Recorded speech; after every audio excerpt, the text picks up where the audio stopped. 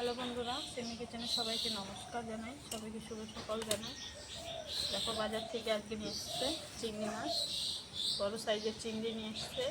চিংড়ি মাছ রসুন পেঁয়াজ দিয়ে কষা করে রান্না করব। মা এখন মাছটা কেটে বেছে নেবে, আমি মশলাটা করে নেব।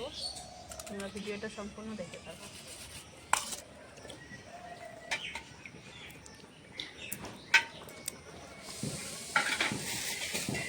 চিংড়ি মাছটা বাছা হয়ে গেছে, ধোয়া হয়ে গেছে, মেখে এখন ভেজে নেব। হলুদ গুঁড়ো, স্বাদ মতো নুন দিয়ে।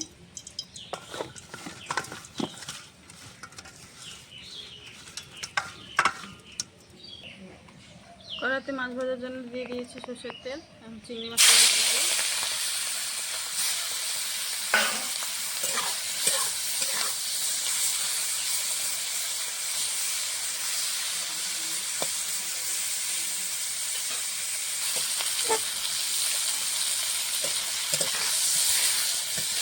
মাছটা ভাজা হয়ে গেছে, এখন নামিয়ে নেব।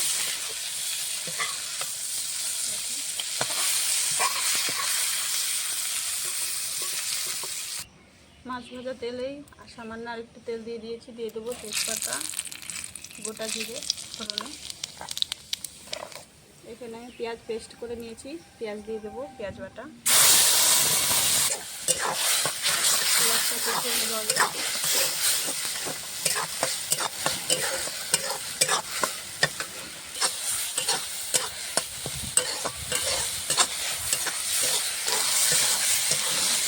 পেঁয়াজ বাটা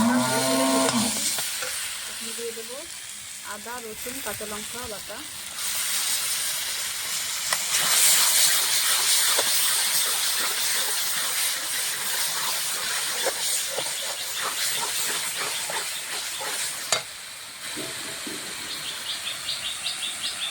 দিয়ে দেবো স্বাদ মতো নুন, হলুদ গুঁড়ো, দিয়ে দেবো লঙ্কার গুঁড়ো। মশলাটা এখন ভালো করে কষিয়ে নেব।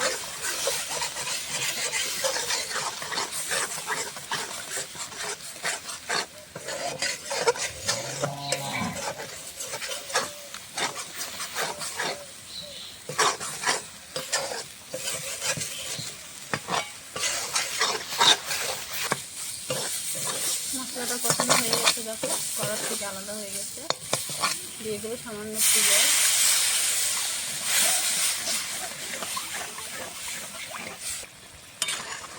ঝোলটা ফুটে উঠেছে, ভেজে রাখা চিংড়ি মাছটা দিয়ে দেবো।